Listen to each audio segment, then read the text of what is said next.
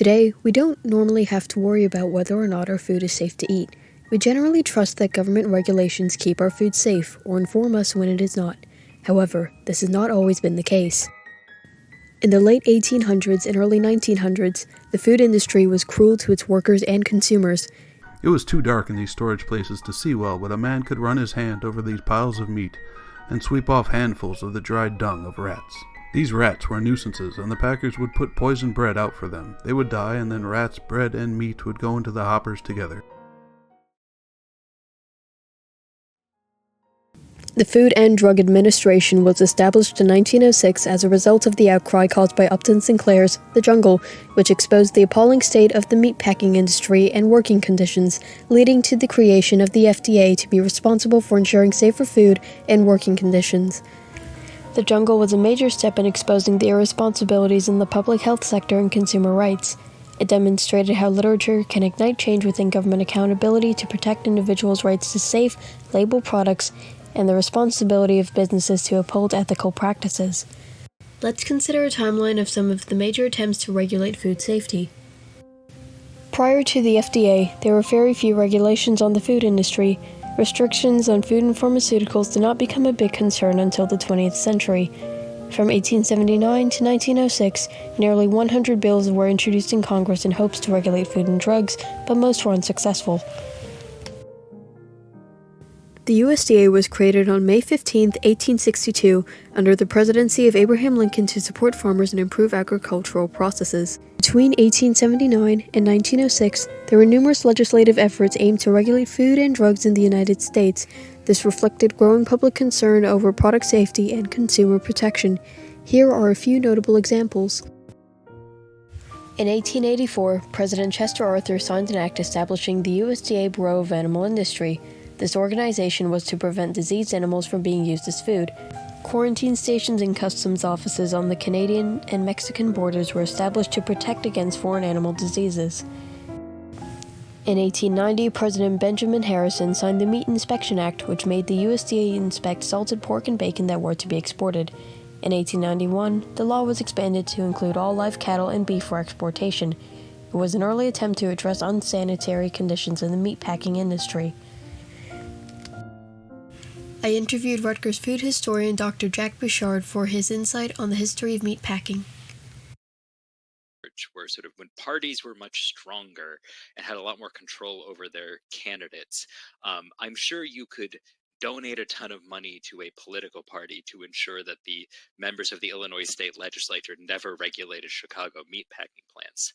If a worker in a meatpacking plant, cut off their arm with a buzzsaw carving up a carcass, you could just fire them and never have to pay them or worry about them again. These acts were not enough to stop the unhealthy practices of the meat handling firms. In the early 1900s, progressive leaders publicly denounced meat packing firms for their hazardous working conditions and unfair business tactics. Packingtown, the name for the Union stockyards in Chicago, becomes the main target. In 1904, the workers of the Meat Packers Union in Chicago went on strike, advocating for improved wages and safety protocols, which has gained significant attention at a national level. In 1905, the editors who appealed to reason recommended that Upton Sinclair, a progressive-era journalist notorious for his exposés, be entitled to investigate the strike. Sinclair disguised himself and went undercover in Chicago's meatpacking plants to examine the condition and conduct interviews with employees, families, lawyers, doctors, and social workers. 1906 saw the publication of Sinclair's works in a book titled The Jungle. The original aim of The Jungle was to investigate labor conditions, however it also exposed the revolting meat handling practices. 5 publishers rejected the book for being too shocking, before Doubleday accepted and printed it. The novel, originally intending to provide insight for worker safety and rights, had initiated distress over feculent processed meats. Its readers were outraged with the gruesome depictions of tainted meat processing. Popularity of The Jungle soared, and it became an international bestseller, translated into 17 languages. The public outcry over unsanitary meat handling led to a potential economic crisis as domestic and foreign meat purchases fell. I aimed at the public's heart, and by accident I hit it in the stomach. I realized with bitterness that I had been made into a celebrity. not because the public cared anything about the workers, but simply because the public did not want to eat tubercular beef. In response to the public outcry, President Theodore Roosevelt directed the U.S. Department of Agriculture to investigate Upton Sinclair's allegations. The investigation was conducted by Labor Commissioner Charles P. Neal and social worker James Bronson Reynolds. Not only were Sinclair's claims confirmed, but the Neal-Reynolds report suggested conditions were worse than described. President Roosevelt overcame meatpacker opposition and signed the Meat Inspection Act of 1906. The act authorized USDA inspectors to prevent contaminated or mislabeled meat from entering the market. President Roosevelt also signed the Pure Food and Drug Act, establishing the FDA and laying the foundation for food safety regulations.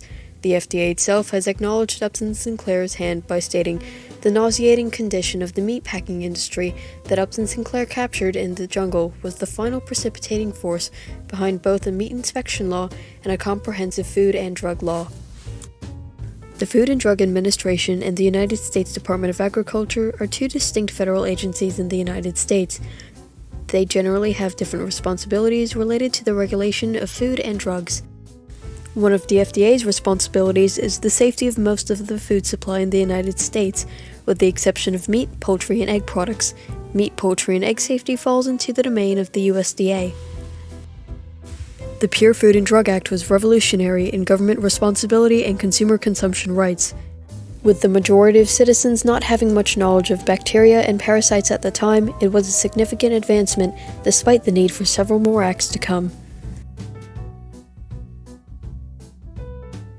In 1938, the United States Congress granted the U.S. Food and Drug Administration the authority to regulate the safety of food, pharmaceuticals, medical devices, and cosmetics.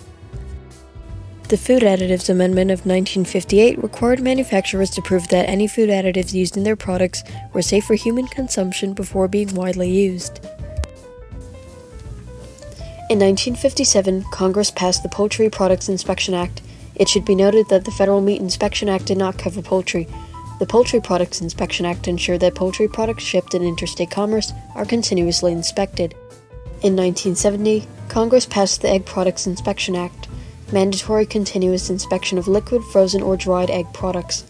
The Food Safety Inspection Service, a USDA agency, issued a landmark rule, Pathogen Reduction HACCP Systems. The rule focuses on the prevention and reduction of microbial pathogens on raw products that can cause illness. Today, those affected by food poisoning or tainted food from a certified establishment, such as a supplier, restaurant, or store, can sue the business itself or its supplier.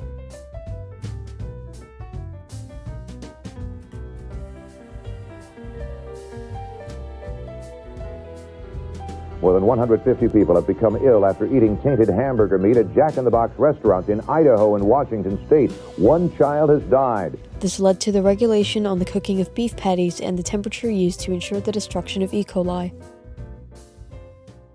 The very same strain of E. coli found in contaminated romaine lettuce last year is once again in romaine lettuce this year, and it's causing sickness.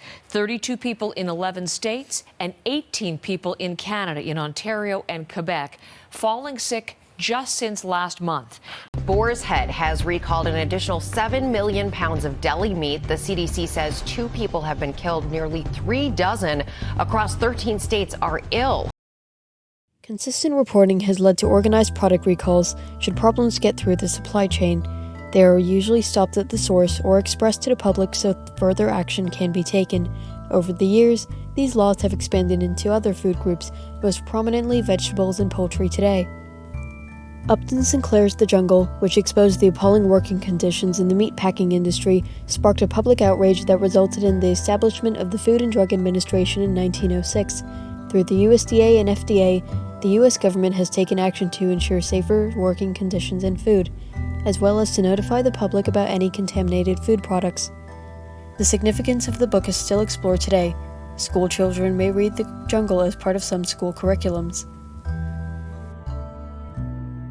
The novel's influence is evident, demonstrating how literature can spur change and encourage the government to be responsible for protecting citizens' rights.